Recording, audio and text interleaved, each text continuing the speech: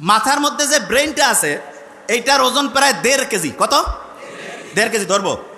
আচ্ছা, 1.5 কেজি ওজনের একটা ব্রেইন এই খুলির মধ্যে আছে, টের কি পাওয়া যায়? আপনি হাতের মধ্যে 1.5 কেজি নেন তো, কেমন শক্ত লাগে না? ওজন লাগে না?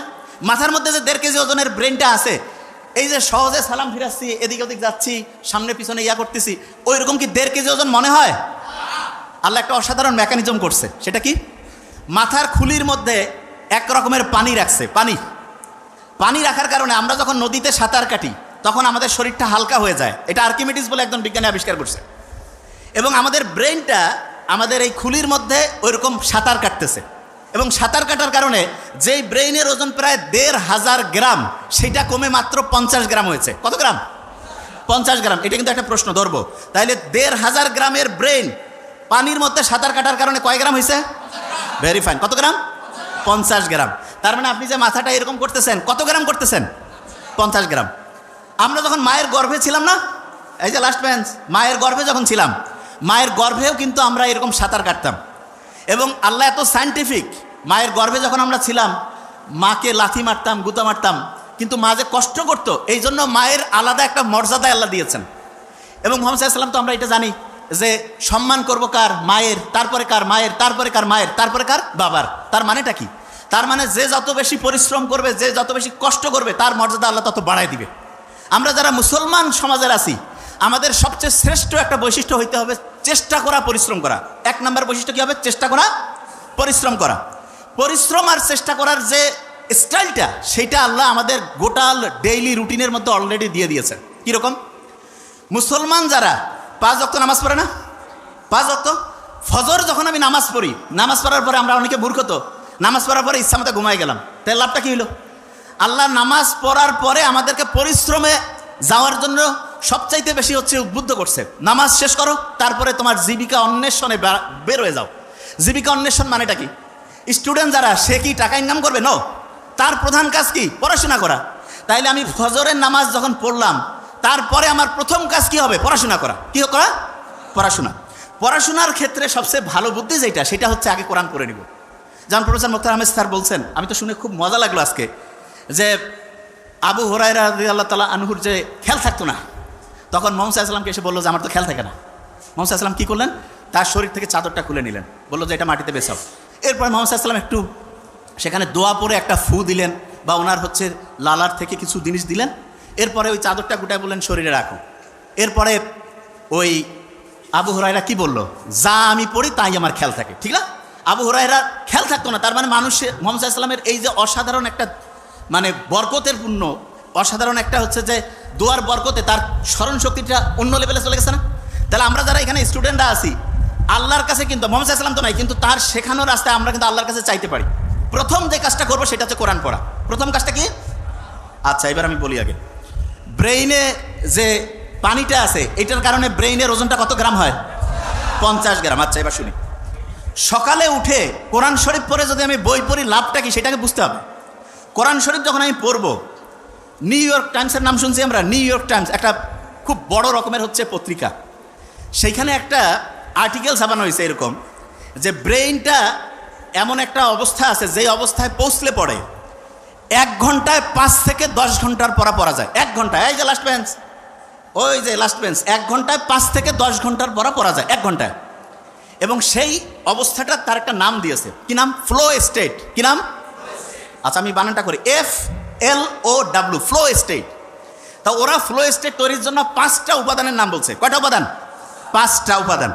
এবং খুব মজার ব্যাপার, সেই 5টা উপাদান তৈরির জন্য যে আলাদা আলাদা 5টা কাজ আছে, সেই 5টা কাজের যে সামারি, সেই কাজটা আল্লাহ নামাজের মধ্যে কোরআন পড়লে সেই সিস্টেমটা চালু করে দিয়েছে। বুঝি নাই?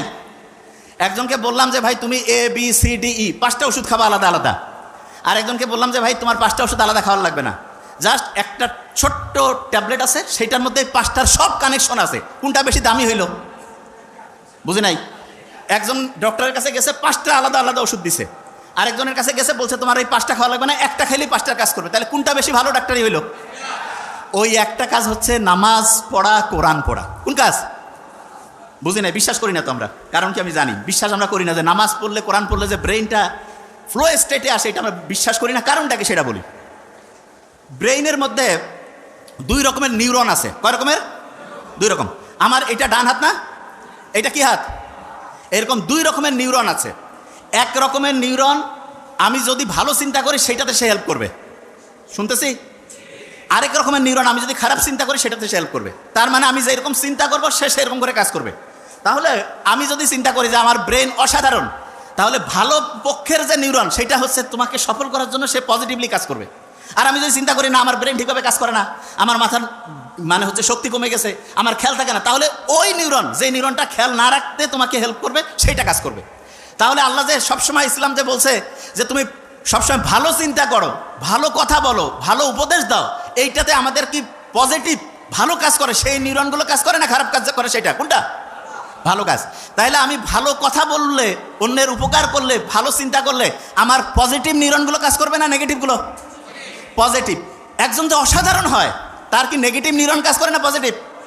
পজিটিভ। আচ্ছা, এবার এই যে ঈদের সময় মানুষ লঞ্চে করে যায় না বাড়ি, ঈদের সময়? তা আগে তো ঈদের সময় দেখা যাইতো লঞ্চ এত বেশি জ্যাম প্যাক থাকতো যে মানুষজন হচ্ছে যে মানে জায়গায় পাইতো না। তা এক নাস্তিক, সে আল্লাহ তো মানে টানে না, সে পাশে কয়েকজন কি মুসলমান তাদের সাথে গল্প করতেছে যে আল্লাহ কি বানাইছে। বলছে কেন? বলছে দেখো তো এই যে বড় বড় যে চায়না, জাপান, আমেরিকা, এরা যে বড় বড় এরকম জাহাজ, তারপরে হচ্ছে যে এরকম ফেরি, বড় বড় বিমান টিমান যে বানায়, এগুলো দেখা যায় যে ওই বিভিন্ন ফ্যাক্টরির মধ্যে তৈরি করে আলাদা আলাদা পার্টস থাকে, তারপরে সেই পার্টসগুলো এসে এক জায়গায় জোড়া দিয়ে একটা জায়গায় সুন্দর করে চলতে থাকে। তা বলছে এটা তো করে। বলছে আল্লাহ যদি এরকম করতো যে আমাদের হাতগুলো আলাদা খুলে রাখা যাইতো, পাগুলো আলাদা খুলে রাখা যাইতো, শুধু মাথাটা আর একটু বুক পর্যন্ত, তাইলে সবাই অল্প জায়গার মধ্যে হইতো, আর ওগুলো সবাই ব্যাগের মধ্যে জোড়া করে রেখে বাড়িতে নামার পরে আরাম করে আবার লাগাই দিয়ে চলে যেত। তা নাস্তিকের এই কথা শুনে কে আর কি কবে, সবাই কাছে আসলে আল্লাহ ধ্বংসই করে দিছে। ফজরের ওয়াক্তর সময় সেই নাস্তিক ঘুম থেকে উঠছে, উঠার পরে আশেপাশে যে আছে সবাইকে ডাকতেছে, ডাকার পরে বলতেছে ভাই আমাকে উজু করার সিস্টেম শিখাই দাও। বলছে কেন?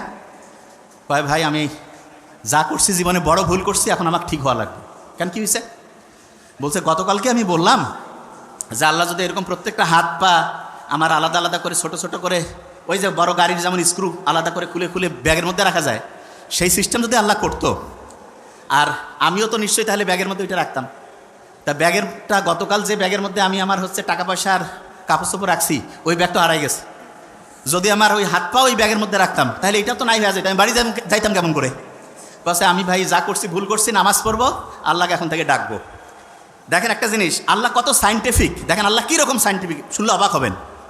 আমাদের একজনের হাত, একজনের পা, একজনের চোখ, কান আপনি চাইলেই কেটে আরেকজনকে লাগাই দিতে পারবেন না, যে এটা আবার কেমন কথা? হ্যাঁ, আপনি চিন্তা করেন তো, এই যে কালা জাহাঙ্গীর, পিস্তল, রাইফেল, কত নামের অনেকজনকে পাওয়া যায় না? কারো হাত কেটে যদি আরেকজনের হাতে লাগাই দিলে যদি সেই লোকটা বাঁচত, যেরকম শয়তানি সরকার থাকে বিভিন্ন সময় দেশে, এদের যাদের হাত পার দরকার হয় সবাইকে নিয়ে যায়, বিশেষ করে মাদ্রাসার স্টুডেন্ট তো খুব পছন্দ, ওদের নিয়ে যায় হাত টাত কাটিয়ে আরেকজনের লাগাই দিত, ঠিক না? দেখেন আল্লাহ জানে যে এই মানুষ কি জাত, সেটা আল্লাহ তো ভালো করেই জানে। এই জন্য আল্লাহ এমন সিস্টেম করছে, হ্যাঁ আপনার হাত পা চোখ শরীরের বিভিন্ন অংশ ট্রান্সফার করা যাবে, ট্রান্সপ্লান্ট করা যাবে, কিন্তু সেটার জন্য টেস্ট করা লাগবে। এবং সবচেয়ে ভালো হয় হচ্ছে দেখা যায় সাধারণত যার সাথে রক্তের এবং অন্যান্য গ্রুপগুলো ম্যাচিং হয় তাদের জন্য ভালো হয়। তাই এইটা সাধারণত আত্মীয় স্বজন, নিজের ফ্যামিলি বা কাছের সম্পর্কের যাতে তাদের ভালো হয়, অন্যরাও হইতে পারে, তবে টেস্ট না করে যদি লাগাই দেন, যেই লোকটা বাঁচার কথা ছিল 6 মাস, সে দেখা যাবে যে 6 সপ্তাহে মরে গেছে। বুঝতে পারছেন আমার কথা? দেখেন আল্লাহ কি সাইন্টিফিক্যালি অ্যারেঞ্জ করছে জিনিসটা, আল্লাহ বানাইছে এই শরীরটা। অনেকে বড় বড় বিল্ডিং, কম্পিউটার এগুলো দেখে মনে করে ওরে বাপরে বাপ কি জিনিস বানাইছে। আপনি শুনলে অবাক হবেন, আপনার এই যে হাতের মধ্যে যে একটা ছোট্ট কোষ আছে না, কোষ, সারা পৃথিবীতে যত সম্পদ আছে এখন সবগুলো যোগ করে একটা কোষ বানাইতে পারবেন, একটা কোষ। বুঝেন নাই তো? আপনার আমার শরীরে প্রায় 1 লক্ষ ট্রিলিয়ন, মানে এটাকে আমি আসলে সহজ করে না বললে তো বুঝবেন, আমি আগে ব্রেনটার কথা বলি, নোবেল যেটা বলে গেছে 86 বিলিয়ন, তার মানে 1 বিলিয়নে 100 কোটি, এরকম 86 দিয়া মানে 100 কোটির মতো 86টা, বুঝতে পারছেন? এইরকম শুধু এই যে খুলির মধ্যে আছে, আর সারা শরীরের কথা বাদে দেন, এই খুলির মধ্যে যেটা আছে তার একটা কোষ বিজ্ঞানীরা যত টাকা পয়সা আছে সবগুলো খরচ করে বানাইতে পারবে না, এখন পর্যন্ত চিন্তাই করা যায় না। বিজ্ঞানীরা করছে যে না এটা হচ্ছে অটোমেটিক নেচার থেকে আসছে, কারণ ওরা যেটা বানাইতে পায় না তখন কয় যে এটার ব্যাখ্যা খুঁজে পাওয়া যাচ্ছে না। এই যে ডারউইন যে আছে না, বলছে যে বান্দর থেকে আসছে, বিশ্বাস করেন মিথ্যা কথা। তাইলে এখন কমেন যে স্যার মিথ্যা কথা, তাইলে বইয়ে পত্রে যে পড়তেছি, ব্যাপারটা হয়েছে কি, বহু টাকা ওরা ওইটাতে ইনভেস্ট করে ফেলছে। এখন ওইটা যদি মার্কেটে না চলে তাহলে ওই টাকা এখন উঠাবে কেমন করি, এই জন্য করছে যে হ্যাঁ ওইটাই ঠিক আছে। কিন্তু সত্যি কথা বলতেছি, এখন পর্যন্ত একটাও প্রমাণ করতে পারে নাই যে সারা পৃথিবীতে মানুষ তৈরি হয়েছে বানর থেকে, কেউ প্রমাণ করতে পারে নাই। এমনকি ডারউইনের যে ওই পক্ষের যে বিজ্ঞানীরা ওরা করছে যে না এটা আসলে ঠিক না, কিন্তু মার্কেটে চলতেছে কেন, কারণ অনেক টাকা এখানে ইনভেস্ট করছে। মানুষকে বানাইছে আল্লাহ, এইটা এদের বলতে সমস্যাটা কোন জায়গায়, এটা অনেকে বুঝে না যে ভাই এটার কারণটা কি, মানুষকে আল্লাহ বানাইছে এটা বললে সমস্যা কোথায়, এইটাই হচ্ছে মেইন সমস্যা। মানুষকে আল্লাহ বানাইছে এটা যখনই কেউ বিশ্বাস করবে, তাহলে আমি যদি একটা জিনিস বানাই ওইটার ভালো কিসে খারাপ কিসে সেটা আমি জানবো না। আমি যদি বলি যে এইটা একটা মেশিন, এটা আমি বানাইছি, তাহলে এটার গাইডলাইনটা কি আমার অনুযায়ী চলবে না আরেকজন দিলে হবে? তা ওরা বলতেছে যে না মানুষ তো বানর থেকে আসছে, তার মানে আল্লাহ বলে কেউ নাই, আল্লাহ মানুষকে তৈরিও করে নাই, তাহলে গাইডলাইন আমাদের অনুযায়ী চলবা। এই জায়গাটাই হচ্ছে সবচেয়ে বড় সমস্যা, অন্য আর কোনো সমস্যা না। তার মানে হচ্ছে আল্লাহ মানুষকে বানিয়েছে এবং মানুষই হচ্ছে এইটার সব কীভাবে চললে সবচেয়ে সেরা হবে তার সব গাইডলাইন এখানে আছে। আচ্ছা, এই যে মোবাইল যে আছে, মোবাইলের মধ্যে আপনার প্রোটেক্টর লাগান না? আচ্ছা আমি একটা জিনিস বলি, মোবাইল যত দামি প্রোটেক্টর কি লাগানো উচিত কি উচিত না? উচিত। মেয়ে যারা আছে, মেয়ে নারী, এখানে কেউ নাই কিন্তু আমাদের মা বোন তো আছে, তাদের জন্য পর্দার বিধান করছে না? মেয়েদের দাম বেশি না ছেলেদের দাম বেশি ইসলামে বলেন তো? মেয়েদের মর্যাদা বেশি, এবং মেয়েদের মর্যাদা বেশি দেখে কিন্তু দামি মোবাইলের যেমন প্রোটেক্টর আছে, এরকম মেয়েদেরও কিন্তু আল্লাহ প্রোটেক্টর হিসাবে পর্দার ব্যবস্থা করছে। ভালো লাগলো না শুনে? মেয়েদের কি করছে? পর্দার ব্যবস্থা। তা আমরা এটা করি না কেন? কারণ আমরা মনে করি যে না মেয়েদেরকে তো বানাইছে হচ্ছে ওই ডারউইনের যে পুরাতন ওই কি বলে এটাকে, বানর থেকে আসছে, অতএব এদের কোনো ফর্মুলা লাগবে না। নো, আল্লাহ মানুষকে বানিয়েছে এবং কিভাবে চললে মানুষ সবচেয়ে সেরা হবে, এইটা আল্লাহ যে ফর্মুলা দিয়েছে সেটা অনুযায়ী চলতে হবে। যে জায়গা থেকে আমি বের হয়ে আসছিলাম সেটা বলি। সারা পৃথিবীতে মুসলমানরা যে পিছায় পড়লো, এইটার সবচাইতে বড় তিনটা কারণ আছে, সবচেয়ে বড় তিনটা কারণ। নাম্বার ওয়ান কি সেটা একটু বলি। নাম্বার ওয়ান হচ্ছে, প্রফেসর মোক্তার আহমেদ স্যার কিন্তু বলে গেছেন, আমি জাস্ট একটু খেয়াল করে দিই। নাম্বার ওয়ান হচ্ছে আমরা দুনিয়াতেও যে সেরা হইতে পারি এই চিন্তাটা আমাদের মধ্যে নাই। আমাদের মধ্যে একটা চিন্তা আসছে যে না দুনিয়া যদি আমি সেরা হই তাহলে আমি আখেরাতে বোধহয় আমাদের কমতি পড়বে। নো, দুনিয়া আমি সেরা হইতে পারি, আখেরাতেও আমি সেরা হইতে পারি। দুনিয়ায় সেরা হওয়ার জন্য যেই গাইডলাইনগুলো দিয়েছে আল্লাহ, সেগুলো যদি আমি ফলো করি তাহলে দুনিয়াতেও নাম্বার ওয়ান হবো, আখেরাতেও নাম্বার ওয়ান হবো। কিন্তু সমস্যাটা কোন জায়গায় সেটা বলি। আমরা 5 ওয়াক্ত নামাজ পড়ি, কিন্তু নামাজের পরে যে আল্লাহ বলছে যে তুমি তোমার রিজিক অন্বেষণে বেড়ায় যাও, কাজ করো, এই কাজটা করি না। তার মানে নামাজ পড়লাম কিন্তু তারপরের অংশটা অর্ধেক মানলাম না। এই কারণে দেখা যাচ্ছে যে ঠিক আছে নামাজ পড়তেছি, নামাজের পরের যে কাজটা সেটা না করার কারণে দেখা যাচ্ছে যেই কাজে যে সেরা হওয়ার কথা ছিল সেটা আমরা হইতে পারিনি। এটা নাম্বার ওয়ান। নাম্বার টু কি, আমরা লিডার ঠিকভাবে তৈরি করতে পারি নাই। লিডার, মুহাম্মদ সাল্লাল্লাহু আলাইহি ওয়াসাল্লাম ছিল শ্রেষ্ঠ লিডার, এই জন্য ওই সময়ের জামানাটা ছিল সবচেয়ে সেরা। আর আমরা এখন যে লিডারগুলো পাইছি তারা আমাদেরকে ঠিক রাস্তায় যাওয়ার জন্য যেইভাবে আমাদেরকে কাজ করতে করা উচিত সেই অনুযায়ী কোনো রকমের সাজেশন দেয় না। তারা শিখায় দেয় যে তুমি হচ্ছ খুবই দাস, খুবই নিচু স্তরের, খুবই নিম্ন শ্রেণীর। আচ্ছা আপনারা এই যে মেট্রো রেলে উঠছেন না, আপনি দেখেন মেট্রো রেলগুলো যে অনুযায়ী বানানো হয়েছে আলহামদুলিল্লাহ ভালো জিনিস। এই রেলের যে বগিগুলো এগুলো যে আরও বড় করে বানানো যাইতো, প্রত্যেকে কিন্তু বসে আরাম করে যাইতে পারতো, কিন্তু এমনভাবে বানানো হয়েছে কিছু লোক বসতে পারবে, অনেকেই দাঁড়ায়, ঠেলাঠেলি করে পাশাপাশি করে যায়, ঠিক না? এবং অনেক মানুষজনও বলে যে না আমাদের দেশে এত লোক কেমন করে সুবিধা দিবে। আপনি শুনলে অবাক হবেন, সবচেয়ে বেশি লোক যে জায়গায় আছে সেইখানে সবচেয়ে বেশি সুবিধা দেওয়া সম্ভব। তার মানে ঢাকা শহরের লোক সবচেয়ে বেশি, ঢাকা শহরের সবচেয়ে বেশি সুবিধা দেওয়া সম্ভব। কি কারণে? কারণ যত বেশি লোক হয় তত প্রত্যেকের কাছ থেকে অল্প অল্প টাকা নিলে হিউজ পরিমাণ টাকা হয়। কিন্তু এটা হচ্ছে না কেন? কারণ এখানে যারা লিডারশিপে আছে তারা নিজেরাই টাকাগুলো চুরি বাটপারি করে বিদেশে পাঠায়, অ্যাকাউন্টে ভর্তি করে, জনগণের যে সুযোগ সুবিধা সেটা আস্তে আস্তে নষ্ট হয়ে যায়। এইখানে যারা আমরা আছি, 1 নাম্বার হচ্ছে ইসলামের মূল কাজের সাথে পরের অংশটা যোগ করা, আর 2 নাম্বার যেটা ঠিক লিডারশিপ তৈরি করা। প্রত্যেকের দায়িত্ব ঠিক লিডারকে সামনে আনা। আমরা কি এটা কাজ করি না? আমরা কি মনে করি যে লিডার ঠিক আনতে গেলে আমাদের রাজনীতি করতে হবে? আচ্ছা আপনি আমাকে বলেন, মুহাম্মদ সাল্লাল্লাহু আলাইহি ওয়াসাল্লাম কি দুনিয়ার শ্রেষ্ঠ রাজনীতিবিদ ছিলেন কি ছিলেন না? ছিলেন। উনি যদি রাজনীতি করে অসাধারণত্ব অর্জন করতে পারেন, তাহলে যেই লোকগুলো ভালো আছে তারা যদি রাজনীতিতে আসে, তাহলে কি দেশ সবচেয়ে ভালো চলবে না খারাপ চলবে? আচ্ছা আমি একটা জিনিস বলি, দেশ যারা পরিচালনা করে আমরা বেশিরভাগ জন দেখি না যে চোর বাটপার গুন্ডা। আপনি চিন্তা করেন তো, আপনি জাস্ট চিন্তা করেন যে প্রফেসর মোক্তার আহমেদ স্যার যদি একটা এলাকার পরিচালনার দায়িত্বে থাকতেন, উনি কি 1 টাকা চুরি করবেন? কি আসতে করছেন মানে কি সন্দেহ আছে? 1 টাকা চুরি করতেন? আমরা এটা জানি না। তাইলে ওনাকে যদি আমরা একটা এলাকার দায়িত্ব দিতাম, জাস্ট এক্সাম্পল হিসাবে বলতেছি, তাহলে ওই এলাকায় যদি কোনো চুরি না হইতো, কোনো যদি কন্ট্রাক্টর 2 নাম্বারই করতে না পারতো, যারা সরকারি চাকরিজীবী তারা যদি 2 নাম্বারই না করতো, যারা হচ্ছে সিন্ডিকেট ব্যবসায়ী তারা যদি এটা কন্ট্রোল না করতো, তাহলে ওই এলাকার লোকজনের জীবনযাত্রা ভালো হইতো না খারাপ হইতো? ভালো। আমরা মূল জায়গাটায় হাত দেই নাই। মূল জায়গাটা কোনটা? সৎ লিডার দরকার। সৎ লিডার হইলে প্রত্যেকের লাভ হবে, প্রত্যেকের। আচ্ছা আপনি কি জানেন যে গোটা বাংলাদেশটা একটা ফ্যামিলির মতো? কিসের মতো? আচ্ছা আপনার ফ্যামিলিতে যদি একজন খুব ভালো লোক থাকে, ফ্যামিলির যে সদস্য, যে সৎ, টাকা চুরি করে না, শ্বশুর বাড়ির টাকা পাঠায় না, শ্বশুর বাড়ি বলতে বুঝাচ্ছি যেখানে থাকার কথা সেখানে না দিয়ে অন্য জায়গায় পাঠাচ্ছে, এইরকম না হয়ে যদি একটা অনেস্ট ছেলে যদি আপনার পরিবারটা নিয়ন্ত্রণ করে, তাহলে ওই পরিবারটা ভালো চলবে? নাকি আরেকটা পরিবারে একজনকে রাখা হয়েছে, সে টাকা খালি পাচার করতেছে, অন্য জায়গায় দিচ্ছে, কোন পরিবারটা ভালো চলবে? প্রথমটা না দ্বিতীয়টা? প্রথমটা। তাহলে আপনি বলেন এই গোটা বাংলাদেশ তো এরকম একটা দেশ, মানে এরকম একটা পরিবার, এইখানে সবচেয়ে ভালো লোকটা যদি হচ্ছে যে সবগুলো কাজের মেইন কন্ট্রোলটা যদি দেওয়া যায়, তাহলে দেশটাকে আস্তে আস্তে ভালোর দিকে যাবে না খারাপের দিকে? ভালোর দিকে। আচ্ছা তাহলে প্রথম কাজ বলছি নামাজের পরে অন্য কাজটা করা। দ্বিতীয় কাজ যেটা আমি বলছি সেটা কি? সৎ লিডার নির্বাচন করা। কি কাজ? সৎ লিডার। আচ্ছা তৃতীয় কাজটা খুব ইম্পর্টেন্ট, প্রত্যেকের যে ব্রেইন আছে, ব্রেইন এইটাকে সর্বোচ্চ ভালোভাবে ব্যবহার করা, সর্বোচ্চ ভালোভাবে। লাস্ট বেঞ্চ, ওই যে আমরা প্রত্যেকে এখানে মাথায় টুপি দিছি না? আমেরিকার যে হচ্ছে যে ওই আর্মি বাহিনী আছে তারাও কিন্তু মাথায় এরকম ক্যাপ দেয়, দেখছেন আপনারা? আমরা যে টুপি দিছি, আমি যদিও দেইনি, কিন্তু আপনারা যারা দিয়েছেন এইটা কিন্তু নকল করে দেখা গিয়েছে যে বিভিন্ন দেশের যে আর্মির যে বাহিনীগুলো আছে তারা কিন্তু এটা নকল করতেছে। কেন? তাদের এটা হচ্ছে সেফটির জন্য, সিকিউরিটির জন্য ভালো। আমি অবাক হয়েছি যে ইসলামের যতগুলো নিয়ম আছে এক এক করে আমরা এখনই প্রমাণ করবো ইনশাল্লাহ, প্রত্যেকটা নিয়মের মূল কাজ হচ্ছে আমাদের ব্রেনটাকে ভালো করা। ব্রেনটাকে কি করা? ভালো। এক এক করে যাই, ধরবো কিন্তু এখন। আচ্ছা আপনি যখন অন্যের প্রশংসা করেন তখন আপনার মনটাও খুশি হয়, যে শুনতেছে তারও খুশি লাগে না? এইরকম অন্যের প্রশংসা করলেন, অন্যের সম্বন্ধে একটা ভালো জিনিস বললেন, যে শুনতেছে তারও ভালো লাগতেছে, আপনারও ভালো লাগতেছে। কেন জানেন? ওই সময় অক্সিটোসিন ক্ষরণ হয়। কি ক্ষরণ হয়?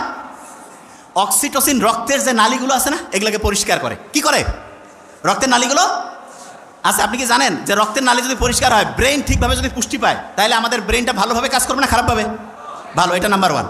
আচ্ছা আপনি চিন্তা করেন তো, আপনি মায়ের দিকে সুন্দরভাবে তাকাইলেন, ইসলামে আছে না মা বাবার দিকে যদি আন্তরিকতার সাথে তাকাও তাহলে দেখা যাবে যে একটা কবুল হজের, এরকম আমি জানি না এটা ঠিক না ঠিক, যে হজের সব বলে, অনেকে বলে এটা থাকতেও পারে নাও থাকতে পারে, কিন্তু মা বাবার দিকে আন্তরিকতার সাথে যদি কেউ তাকায় তখন আমাদের শরীরে অক্সিটোসিন ক্ষরণ হয়। কি ক্ষরণ হয়?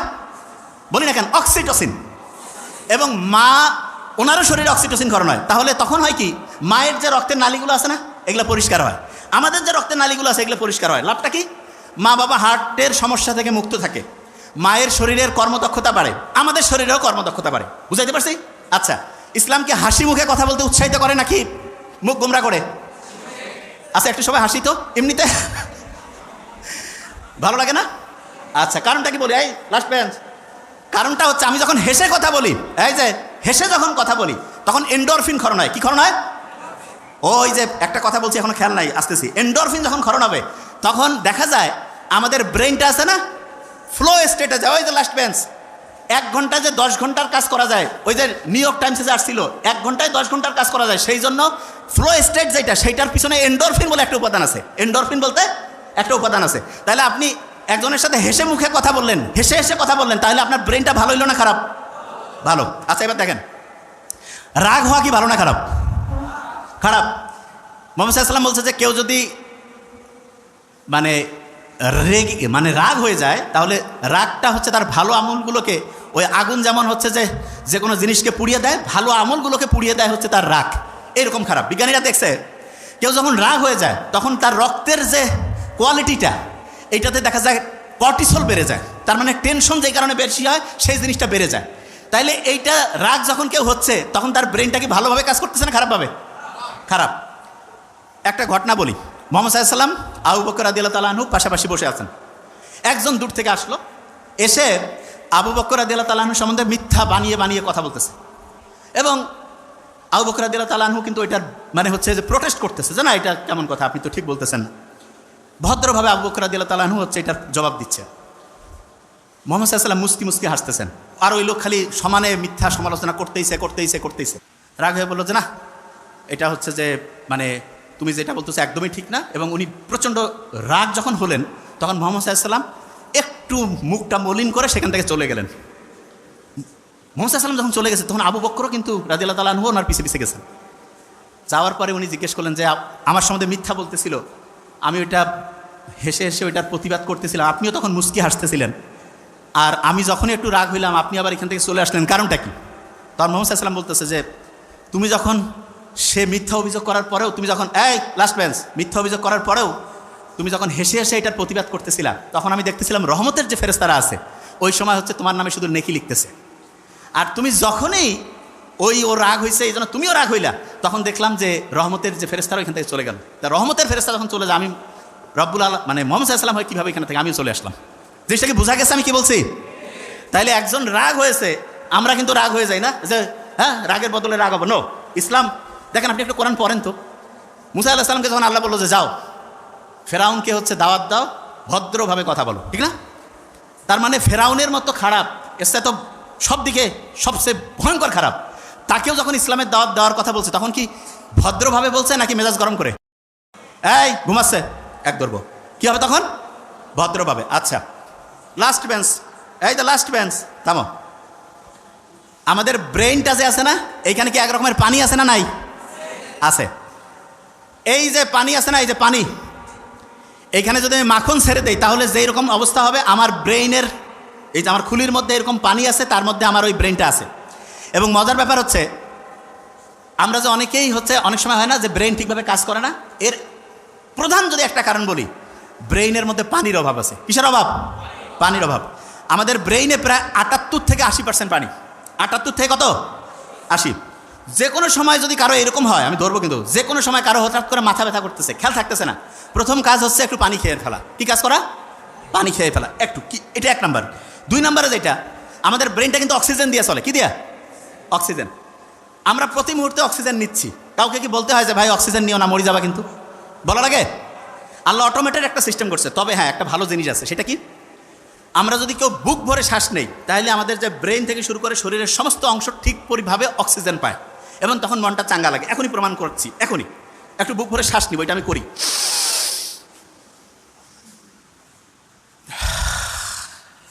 নাক দিয়ে নেওয়া লাগবে কিন্তু। অনেকে মনে করবে যোগ ব্যায়াম করাচ্ছে না, এটা জিনিসটা কি বলি আরেকবার নেই। আচ্ছা ইসলামের দৌড় প্রতিযোগিতা, এটা ইসলাম খুব দৌড়কে উৎসাহিত করছে না? মুহাম্মদ সাল্লাল্লাহু আলাইহি ওয়াসাল্লাম দেখা যেত যে আয়েশা রাদিয়াল্লাহু তাআলা আনহার সাথে হচ্ছে দৌড়াইতো মাঝে মধ্যে। দৌড়াইলে কিন্তু এরকম বেশি পরিমাণ শ্বাস প্রশ্বাস হয় এবং তখন আমাদের ব্রেন ঠিক পরিমাণ অক্সিজেন পায়। তাহলে এই যে দৌড় প্রতিযোগিতা, একটু একটু দৌড়ানো, এইটা হার্টের কোনো সমস্যা না থাকলে, অন্য কোনো প্রবলেম না থাকলে, এটা আমাদের ব্রেনের জন্য ভালো না খারাপ? ভালো। আচ্ছা আমরা যে নামাজ পড়ি, নামাজে আমরা সেজদা দেই না? সেজদা দেই। সেজদা যখন আমরা দেই শুনলে অবাক হবো, কপালটা আমরা মাটিতে লাগাই না? বিজ্ঞানীরা দেখতেছে যখন আমরা কপালটা মাটিতে লাগাই, যদিও এটা নিয়ে একেবারে প্রমাণিত না কিন্তু ধারণা করতেছে, তখন হয় কি আমাদের এই যে এইখানে প্রিফ্রন্টাল কর্টেক্স আছে না এবং হিপ্পোক্যাম্পাস, যেই দুইটা ব্রেইনের রিজার্ভের মেইন জায়গা, পড়া মনে রাখার মেইন শক্তিশালী অংশ, সেই দুইটা শক্তিশালী হয়ে যায়। তার মানে যত বেশি সেজদা প্রিফ্রন্টাল কর্টেক্স হিপ্পোক্যাম্পাস তত বেশি পাওয়ারফুল হয়ে যায়। সুবহানাল্লাহ। ব্রেইন যে দামি জিনিস এটা তো বুঝি না, এই জন্য ব্রেইনের দাম বাড়ে, মানুষ কাছে এটা কি আর হবে। 1 নাম্বার জিনিস। আচ্ছা এখানে কেউ কি আছে যে 100 কোটি টাকার মালিক? 100 কোটি? নোবডি না? আচ্ছা ব্রেইনের দাম এখনকার হিসাবে মিনিমাম 30,000 কোটি টাকা। কোনো সার্ভিস চার্জ আছে? জানলা যদি কইতো যে ঠিক আছে 1% করে টাকা দাও, ফকির হয়ে যাওয়া লাগবে না? এই ব্রেনটা যে দিয়েছে এটা কাজে লাগাইতে পারতেছি না কেন? 3টা জিনিস ব্রেনটাকে ধ্বংস করতেছে। 1 নম্বরে কি? প্রফেসর মুখতার আহমেদ স্যার বলছে কিন্তু যে আমাদের ধৈর্য কম না? এই কি কম? তা উনি যেটা বলছে যে ধৈর্য কম, উনি তো বাংলায় বলছে, এই জন্য শুনে অত মজা লাগে নাই, মনে করছে এটা ফির কি সমস্যা। আপনি যদি আর্টিকেল পড়েন, আর্টিকেল মানে বিদেশি একেবারে কোটি কোটি ডলার খরচ করিয়া বিভিন্ন গবেষণা করে ওরা বাইর করছে, ওরা সেখানে বলছে কি জানেন, আপনার ব্রেইনের সবচেয়ে বড় সমস্যা হিসাবে তারা যেটা চিহ্নিত করছে সেটা তো ইংরেজিতে বলছে, কি নাম শুনেন? Attention deficit hyperactivity disorder. ওরে বাবা, এত বড় রোগ! এইখানে যারা আছি হয়তো বা আল্লাহর মধ্যে এরা তো ইসলামী, এদের হয়তো বেশিরভাগ জনের ব্রেন ভালো আছে, তবে সারা দেশের যদি চিন্তা করি 80% মানে 10 জনে 8 জনের, আমার সাথে একটু বলতে হবে, attention deficit hyperactivity disorder. এইটাকেই বাংলায় বলে কি? ধৈর্যের অভাব। এবং আপনি যদি ডাক্তারের কাছে যান, যদি আপনার এটা লিখে দেয় ADHD, কবে যে আপনার বিশাল বড় সমস্যা, যে কী ব্যাপার, যা এটা ট্রিটমেন্ট আমাদের কাছে আছে। কি ট্রিটমেন্ট দিবে শুনেন? বলবে যে আপনি ঠিক রাতে এশার নামাজ যখন হবে তারপরে মোবাইল টোবাইল দেখবেন না, ঘুমাবেন, ফজরে উঠবেন, উঠে আগে একটু চোখ বন্ধ করে থাকবেন, শুকরিয়া আদায় করবেন, তারপর একটু এক্সারসাইজ করবেন, সকালে একটু হাঁটাহাঁটি করে সূর্যের দিকে তাকাবেন, সারাদিন সহজে বেশি মোবাইল বের করবেন না, দুপুরের পরে একটু দেখতে পারেন, আর কোন সময় কী কাজ করবেন এটা ডায়েরি মেনটেন করে লিখে লিখে করবেন। ফি হচ্ছে কয়েক হাজার টাকা নিয়ে নিবে, বুঝেন নাই? বড় বড় যে রোগগুলো, আমি তো অবাক হয়ে গেছি যে কিরে বাবা, এগুলো রোগ, এগুলো ট্রিটমেন্ট, এবং এগুলো যাদের হয়, অবশ্য যার টাকা পয়সা কম হইলেও কোনো সমস্যা নেই, কারণ হয় মানে রোগ যে আসে টেরে পাবে না।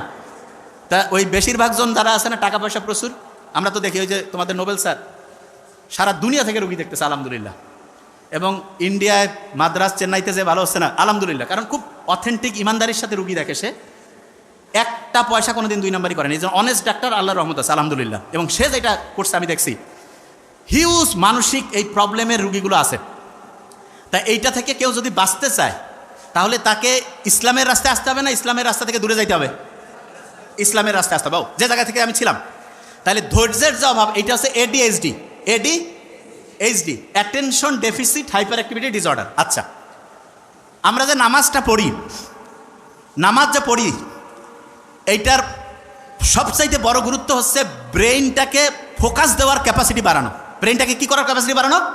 ফোকাস দেওয়ার। আচ্ছা, বর্তমান পৃথিবীতে সবচেয়ে বেশি টাকা আছে ধনী লোক, একটা নাম বলেন তো, কে? Elon Musk. Very nice. 1835 সালে জন্ম নিয়েছে আমেরিকায় একজন এরকম ধনী লোক ছিল, যার নাম অ্যান্ড্রু কার্নেগি। কি নাম?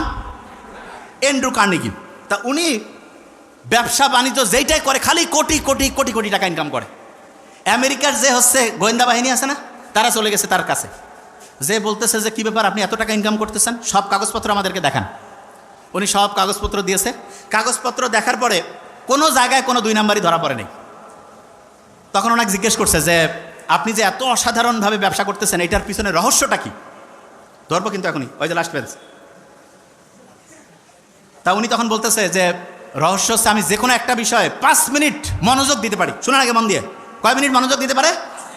এই লাস্টের বেঞ্চ টুপি, কয় মিনিট মনোযোগ দিতে পারে? 5 মিনিট। ভেরি ফাইন, এই যে স্মার্ট ছেলে, 5 মিনিট। আচ্ছা, ওই সময় যারা ছিল সবাই কাছে 5 মিনিট, এটা তো কোনো কাজে না। তা বলছে ঠিক আছে, আপনারা আসেন, মনোযোগ দেওয়ার টেস্টিং হচ্ছে। যারা ওই সময় আমেরিকার বড় বড় প্রতিষ্ঠানে, ওই সময় মোবাইল টোবাইল তো ছিল না, ব্রেন ভালো ছিল, চেষ্টা করছে, তারা 1.5 থেকে 2 মিনিট পরিমাণে একটা বিষয়ে মনোযোগ দিতে পারছে। আর অ্যান্ড্রু কার্নেগি 5 মিনিট পারত। আমরা যারা মুসলমান, তারা যদি মন দিয়ে নামাজ পড়ি, দৈনিক যত রাকাত নামাজ পড়ি, এটা যদি মন দিয়ে পড়ি, তাহলে আমাদের মনোযোগ দেওয়ার যে ক্যাপাসিটি, এটা অ্যান্ড্রু কার্নেগির চেয়ে বেশি হবে না কম হবে? তাইলে টাকা ইনকাম করা কি কোনো কঠিন কাজ হবে?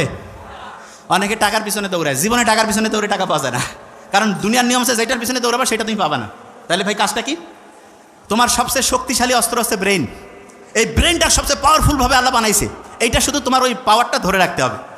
এবং ধরে রাখার জন্য যেই বুদ্ধি দরকার, আল্লাহ সবগুলো বুদ্ধি দিয়েছে, কিন্তু আমরা ধরে রাখতে পারি না কেন? কারণ আমরা নিয়মটা কেন মানতেছি সেটাই বুঝি না। আমি যখন নামাজে দাঁড়াবো, নামাজে মনোযোগ দিলে এইটা ব্রেইনের ফোকাস করার যে ক্যাপাসিটি, ফোকাস। আচ্ছা, ফোকাস জিনিসটাকে আমি বলি, এই যে ক্যামেরা আছে না, ক্যামেরাটা আমি যেই দিকে টার্গেট করব, ছবি কি ওইটার আসবে না অন্য জায়গায় আসবে? তাইলে আপনি যেই জিনিসটা টার্গেট করবেন, আপনি ওই জিনিসটা পাবেন না অন্য জিনিস পাবেন? আচ্ছা, আপনি যদি টার্গেট করেন যে আমি আমার ব্রেনটাকে ঠিকভাবে ভালোভাবে কাজে লাগাবো এবং এইটাকে কাজে লাগিয়ে আমি আমার জীবনে অসাধারণ কিছু করবো, তাইলে আপনি এটা পারবেন কি পারবেন না?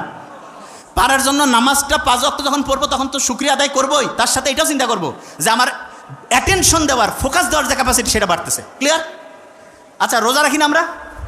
আপনি কি জানেন যে আমাদের শরীরটা প্রতি মুহূর্তে কিন্তু এরকম বিভিন্ন সময় হচ্ছে আবর্জনায় ভর্তি হয়ে যায়।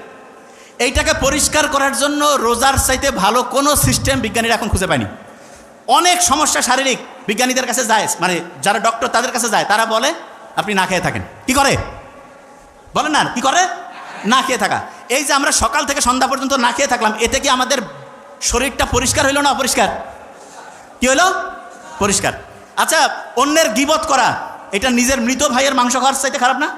আচ্ছা, আপনি আমাকে বলেন তো, আপনি যদি অন্যের গীবত করেন, তাহলে বিজ্ঞানীরা এখন দেখছে আমাদের যে প্রিফ্রন্টাল কর্টেক্স, হিপ্পোক্যাম্পাস, এইটার কার্যকারিতা কমে। তার মানে ব্রেইনের যেই জায়গাটা পড়া মনে রাখতে হেল্প করে, পরীক্ষায় উত্তর লিখতে হেল্প করে, সেই জায়গাটা ধ্বংস হয়ে যায় অন্যের সমালোচনা করলে। আল্লাহ যে অন্যের সমালোচনাকে, গীবতকে এতটা মানে হচ্ছে যে বলা যেতে পারে যে নিষিদ্ধ করেছেন, এতটা যে নিরুৎসাহিত করেছেন, এটাকে আমাদের ব্রেইনের জন্য ভালোর জন্য না খারাপের জন্য? ভালোর জন্য। ক্লিয়ার?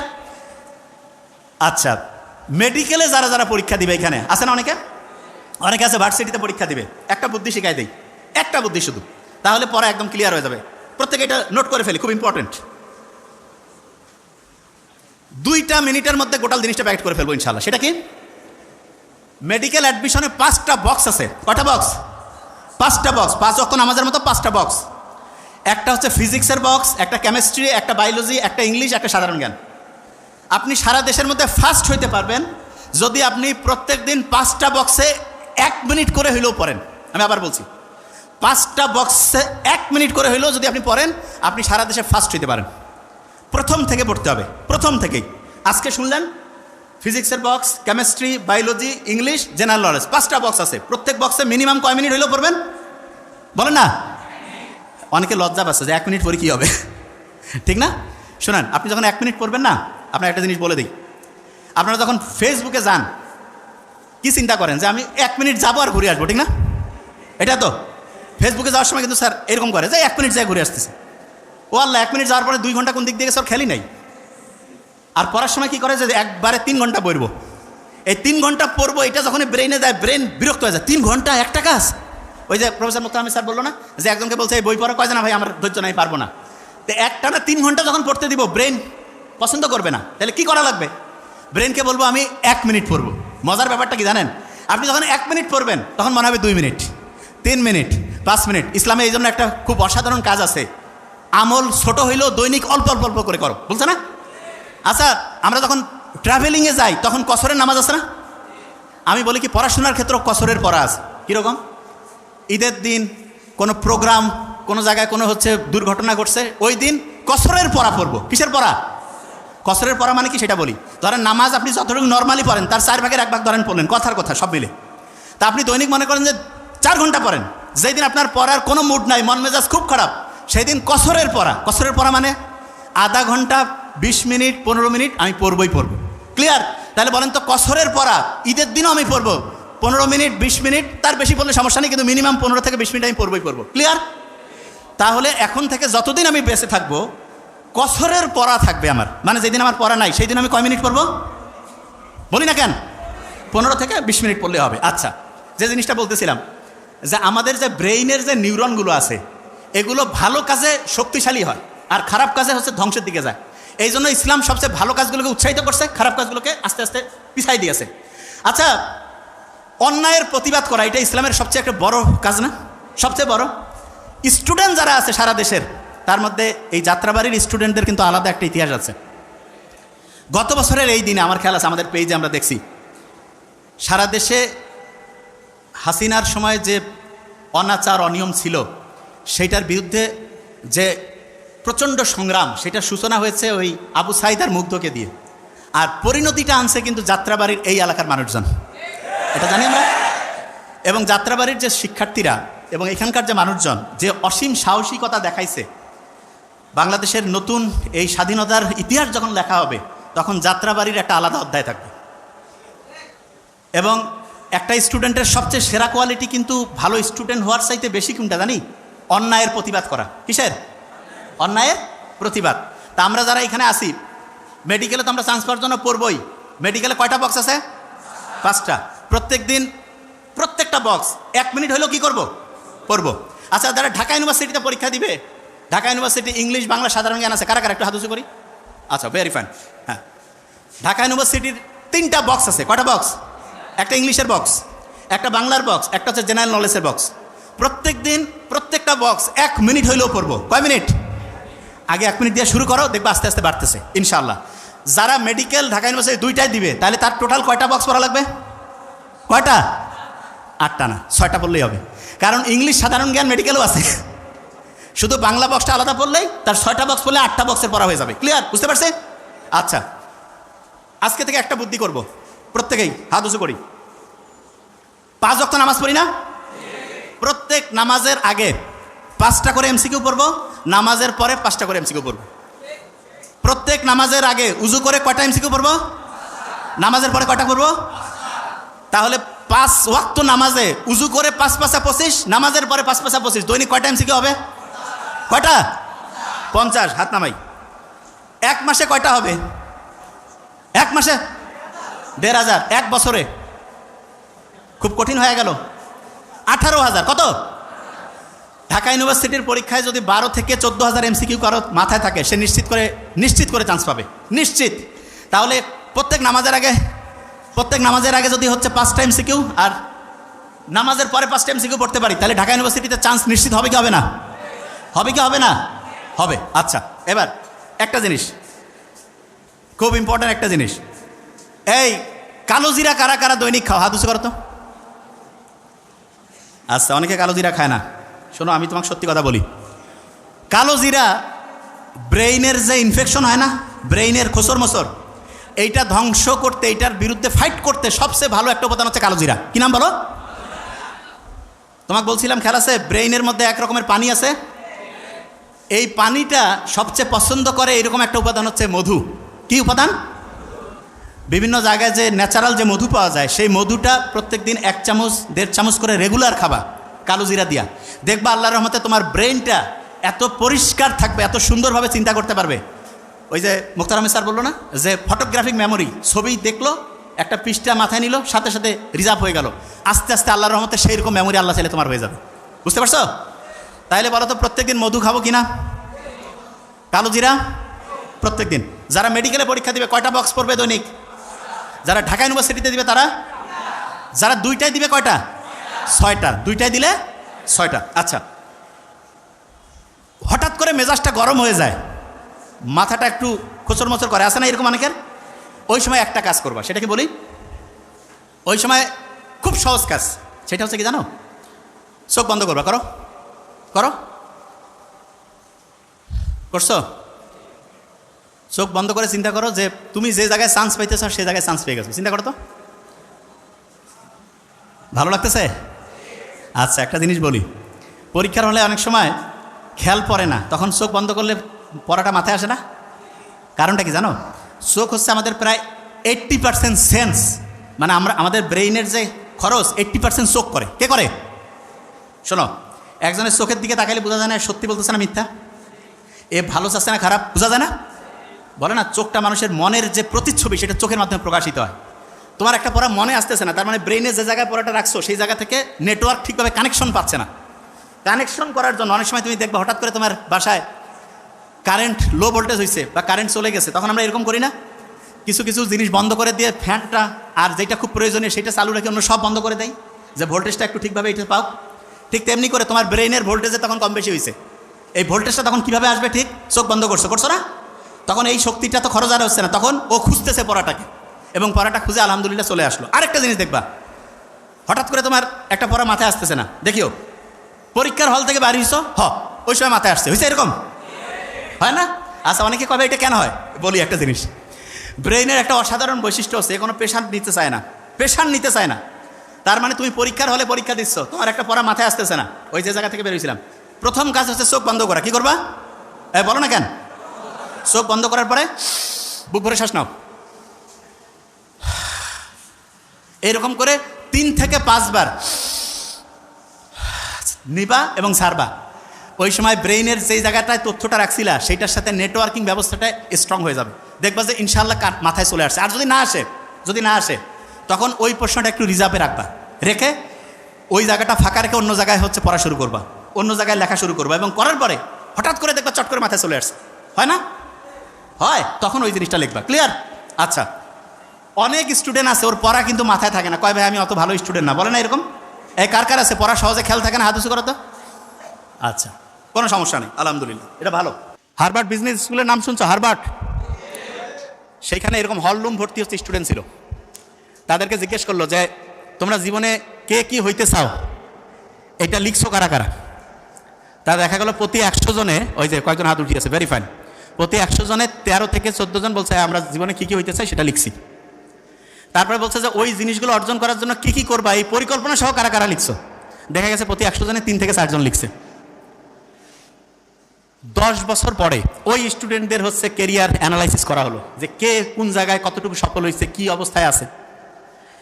যারা কিছু লেখে নাই, জীবনে কি করতে চায়, তাদের জীবনে যেই অবস্থায় ওই সময় ছিল, যারা লিখছিল তারা তাদের চাইতে প্রায় 5 গুণ পর্যন্ত ভালো অবস্থায় ছিল যারা লিখছে। আর যারা পরিকল্পনা সহ লিখছে যে আমি এইটা সফল হওয়ার জন্য এইটা করব, এইটা ব্যর্থ হইলে এইটা করব, এইটার পরে এইটা করব, তারা প্রায় 10 থেকে 12 গুণ বেশি সফল হয়েছে, বেশি সাকসেসফুল হয়েছে। তাইলে আমরা যারা এখানে আসি, এই জিনিসটা খুব ইম্পর্টেন্ট। যেই জিনিসটা তুমি হইতে চাও সেটা ইনশাল্লাহ তুমি 10 গুণ পর্যন্ত হইতে পারো, অসাধারণ জায়গায় যাইতে পারো। এটা তোমাকে মাথায় থাকলে হবে না, এটা লিখতে হবে। এটা কি করতে হবে? আচ্ছা, এবার হাত উঁচু করো তো সত্যিকার অর্থে আজকে গিয়েই লিখবা, আজকে গিয়েই লিখবা। কারা কারা হাত উঁচু করো তো? এই ওই লিখবে না, আজকে গিয়ে লিখবে কারা? ভেরি নাইস, আজকে গিয়ে লিখবে না, ওকে, ভেরি ফাইন। এই প্রত্যেক দিন আগামীকালকে কি করবা এটা রুটিন অনুযায়ী লিখে ফেললে, এই প্রত্যেক দিন আগামীকালকে কি করবা এটা রুটিন অনুযায়ী যদি লিখে ফেলো, তাহলে তোমার কাজের যে গতিটা আছে না, এটা 25 থেকে 40% পর্যন্ত বেড়ে যায়। কত পার্সেন্ট? না এটা বুঝাইতে পারিনি। এই লাস্ট মেসেজ, এটা শোনো আগে। এই তোমরা যারা অসাধারণ স্টুডেন্ট হইতে চাও, তাদের এই 1 নম্বরে এই কাজটা করতে হবে। সেটা কি? কি হইতে চাও সেটা লিখে ফেলতে হবে। কি করতে হবে?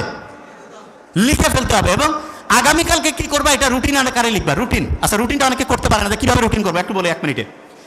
আগামীকাল ধরো যে ভোর 5টা থেকে 6টা আমি ধরো যে ফিজিক্স পড়বো, 6টা থেকে 7টা ধরো ইংলিশ পড়বো, 7টা থেকে 8টা ধরো বায়োলজি পড়বো। 1 ঘন্টা করে করে রাখছি না? 1 ঘন্টা কিন্তু একটানা পড়বা না, 20-25 মিনিট পড়বা, 5-10 মিনিট রেস্ট, আবার 20-25 মিনিট পড়বা, 5-10 মিনিট রেস্ট।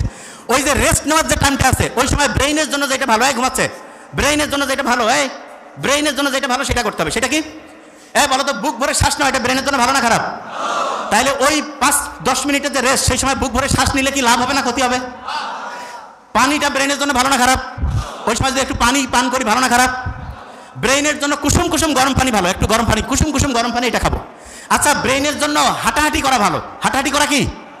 তাহলে আমি যেই সময় 20-25 মিনিট পড়লাম, পড়ার পরে যে রেস্ট টাইমটা, ওই সময় প্রথম যে কাজটা করবো বুক ভরে শ্বাস না, বলি বুক ভরে। দ্বিতীয় হচ্ছে পানি পান করা, কি কাজ? তৃতীয় হচ্ছে একটু হাঁটাহাঁটি করা, কি করা? আর যখন পানি পান করবা একটু বিসমিল্লাহ বলে পানিটা খাবা, আলহামদুলিল্লাহ বলবা। আলহামদুলিল্লাহ বললে তো ব্রেনের প্রিফ্রন্টাল কর্টেক্স, হিপ্পোক্যাম্পাস খুব খুশি হয়ে যায় এবং অসাধারণভাবে সে কাজ করতে পারে। ক্লিয়ার? তাহলে সামনে যতজন শিক্ষার্থী আছে আমরা এটা কিন্তু একটা পরীক্ষামূলক করতে পারি। সেটা কি? যারা এটা আয়োজন করছে অসাধারণভাবে একটা খুব বিশাল প্রোগ্রাম করছে আলহামদুলিল্লাহ, তাদেরকে বলবো যারা যারা এখানে উপস্থিত ছিল তাদের একটু লিস্টটা তোমরা পারলে একটু লিখে রাখবা। এবং এটা এরপরে 5 বছর পরে এরা জীবনে কে কোন জায়গায় গেল আমরা যদি একটা প্রমাণ করি, নিশ্চিত করে বলতে পারি যারা এটা করবে তাদের লাইফটা অন্য গড়পড়তা স্টুডেন্টের চাইতে 10 থেকে 12 গুণ বেশি ভালো হবে। তার মানে যারা এখানে আসি প্রত্যেকটা শিক্ষার্থীকে বলবো যে ভাই তুমি যে এতক্ষণ কষ্ট করেছিলা, এটার মেইন লাভটা হবে তখন যদি তুমি একটা কাজ আজকে থেকে শুরু করো। সেটা কি? ডায়েরিতে লিখে ফেলবা যে জীবনে কি হইতে চাও, জীবনে কি হইতে চাও। অনেকে বিশ্বাস করতে চান, আমি বডি ল্যাঙ্গুয়েজে কথা কথা এটা কেমন কথা, লিখলে হবে? বিশ্বাস করা হবে। পৃথিবী যে ঘুরতেছে বিশ্বাস হয়? কই দে, অনেকে মূর্খ লোক রিক্সাওয়ালা বা অন্য যারা জিজ্ঞেস করে ভাই মাথা খারাপ হয়ে গেছে, কই পৃথিবী ঘুরে? কারণ ওর মাথায় এটা আসবে না, পৃথিবী ঘুরতেছে কই কিছুই তো দেখি না, কয় ভাই আপনারা মাথা ঘুরে, এরকম বলবে। তা তুমি লিখলে সফল হবা, এটা কি বিশ্বাস করো? এত আসতে লিখলে সফল হবা না ব্যর্থ হবা? যদি সফল হইতে চাও তাহলে তোমার পরিকল্পনাটা কি লিখবা কি লিখবা না? লিখবা। আচ্ছা, প্রত্যেকে ডায়েরিতে লিখে ফেলবা এবং শোনো টার্গেটটা বড় করো। দেখো মুসলমানরা কোন অবস্থায় আছে সারা পৃথিবীতে, মুসলমান হোক অন্য যে ধর্মেরই লোক হোক, যারা যারা খারাপ অবস্থায় আছে তাদের জন্য কাজ করা আমাদের প্রত্যেক মুসলমানের দরকার কি দরকার না? তা তুমি অন্যের জন্য কাজ করতে চাইলে তোমাকে আগে শক্তিশালী হইতে হবে না দুর্বল? তুমি যদি শক্তিশালী হইতে চাও তাহলে তোমার ব্রেনটা কি শক্তিশালী বানাইতে হবে না দুর্বল? ব্রেনকে শক্তিশালী বানানোর জন্য প্রত্যেক দিন রুটিন করা দরকার কি দরকার না?